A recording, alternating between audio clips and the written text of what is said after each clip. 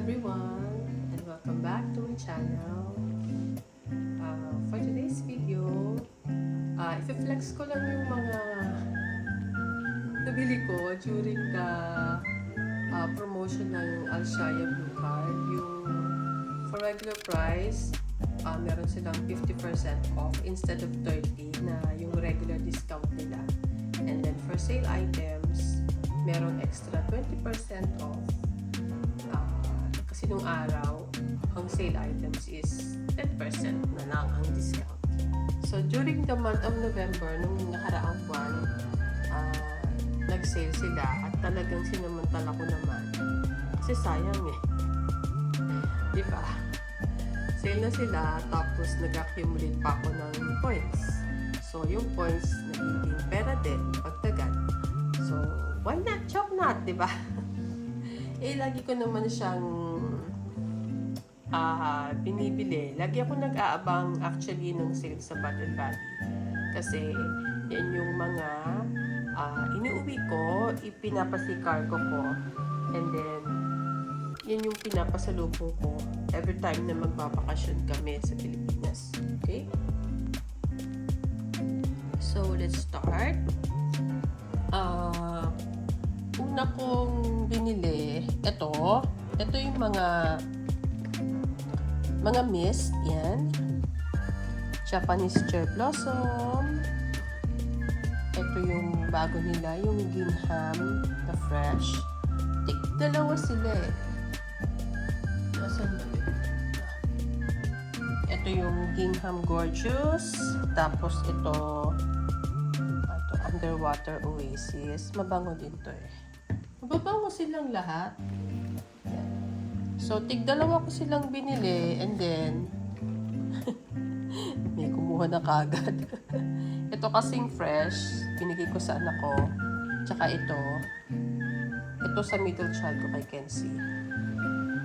Ito fresh, kay Ate Wani. Kasi ano to eh, nung mag-sale siya, 2 for 59 ba o 49? Tapos may additional na 20% off pa. Hindi ko na nakwenta kung magkano sa peso yun. Pero totoo siya talaga. Mura na siya. Kasi papataka lang yata ng nasa wala pang 300 pesos ang isa. Parang ganon. Mahal to eh. So yun. Ayan. Yun yung binili ko na mist. And then ito naman, binili ko to, pang spray to sa beddings. Yan. Pwede din sa damit. Ganyan. Sa beddings.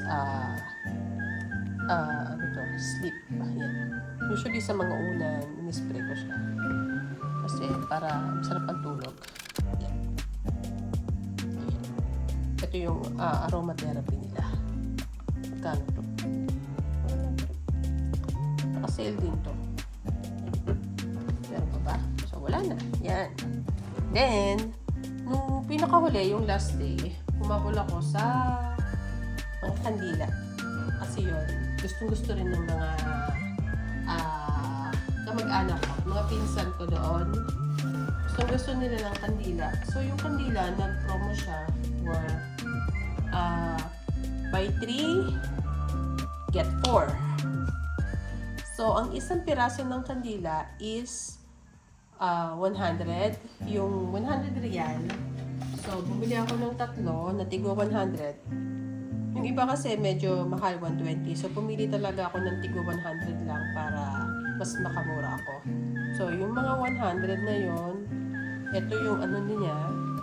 Yan, this is white gardenia. Mabango to talaga. Gusto ko to.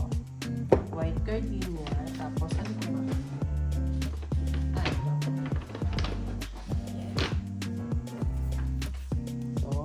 Japanese cherry blossom.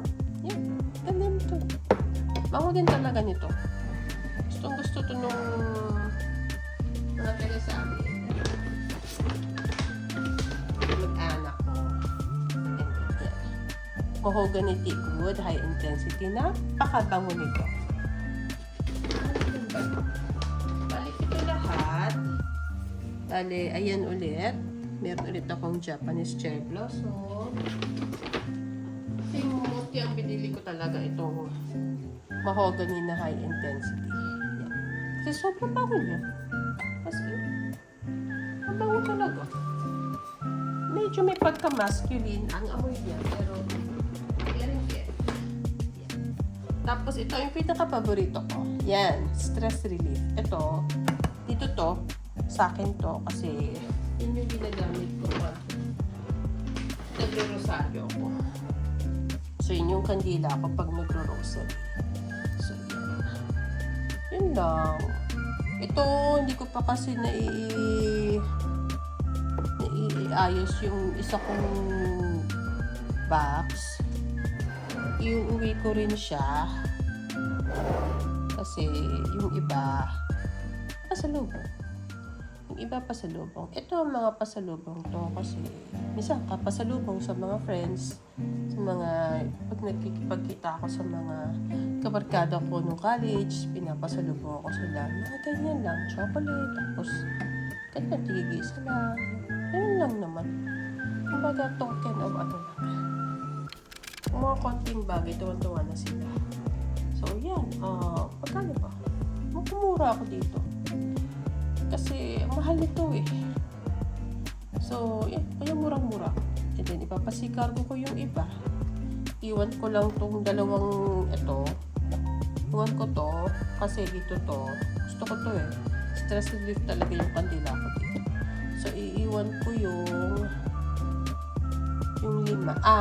Iwan ko yung 2. Tapos, iuwi ko ng Pilipinas yung 5. Pasalubong ko. Sa mga ate ko. Kasi meron talaga ako doon pinapasalubungan na lahat ng mga dress ko na ano yon, ina-adjust niya, ina-alter niya. Kandila lang ang katapat nun. So, shout out sa'yo, Ate Alice. Meron ka na. Ayan o. Ito na para sa'yo. Yan, may pangalan na yan. So, yun. Yan lang naman. At hindi na ako humabol pa kasi syempre kulang tayo sa budget. So, natutuwa lang ako kasi nakahabol ako sa mga sale. Kasi ito naman, pasalubong ko to. Actually, ito kukunti pa to eh. Kailangan ko pa ng marami pa. Kaso, naghihintay rin ako. Ang sabi nung staff doon, maghintay daw ng December kasi baka magbagsak pa sila ulit ng panibago. So, yun know, hinihintay-hintay ko. So, magdadagdag lang ako ulit nitong mga mist. Siguro, mga 10 pa. Yun. Kanino ko lang pamimigay. Tutuwa lang akong mamigay. Kasi gustong-gusto nila yun sa akin. Yun. So, tapos ito namang isa. Actually, hindi talaga ako fan ng Victoria's Secret. Pero, may mga kaibigan kasi ako na ang gagaling nilang maghanap talaga ng sale. As in, mega sale na talaga. So, ito, nag-message lang sa akin yung kaibigan ko. Yung kumari ko, sabi niya, Tita, magkano na lang to sa Victoria's Secret? Eh, ang dating price niya is nasa 600 real ata. Tapos, mahal mo, 600 real. Nag-sale pa siya. And then, nag-buy one, take one pa. Nag-super sale pa, bagsak sale. Tapos, nag-buy one, take one pa. And then, meron pa akong additional na 20% off. Di ba nakakaloka? Pakita ko sa inyo yan. Dali lang kunin ko. Ito yun eh. Grabe nung makita ko. Nagulat ako. Sabi ko, ha? Ganito na namin yung nabili yun? Ito yung sinasabi ko. May baliktad pala. Ayan. Ayan. Ang tawag dyan, Victoria's Secret Bombshell Oud. Oud ang amoy niya. Siguro kayo hindi kayo gaanong sanay sa oud na amoy, pero nababanguhan ako kasi sa oud. Siguro kasi tagal na ako dito. So parang naging yung normal na naamoy sa akin. Mabango siya talaga. Gusto ko yung oud. Hindi lang talaga ako makapagpausok dito sa bahay. Katulad ng mga insenso, hindi ako makapagpausok kasi yung usok pwedeng dumikit dun sa alarm namin. Baka mag-cause ng alarm sa building. So, wag na lang. So, yan. Gustong-gusto ko yan. Yan. Tignan natin. Yan. Ito kasi, sobrang bago niya. Actually, dalawa to. Yung isa, nakalagay na dun sa box. Tinago ko na. Tapos, magkano to dati? 600 plus, ang sabi nila. And then, nag-sale siya.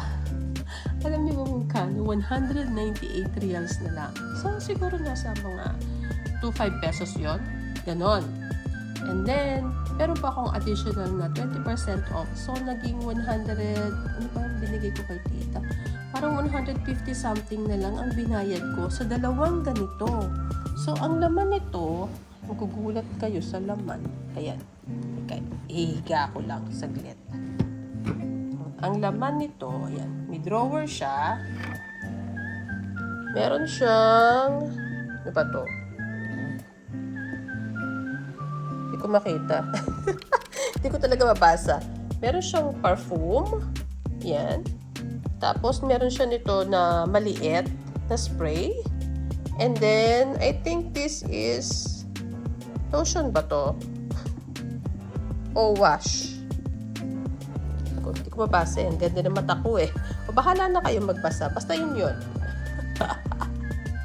Dali, ilalagay ko ulit. Ayan.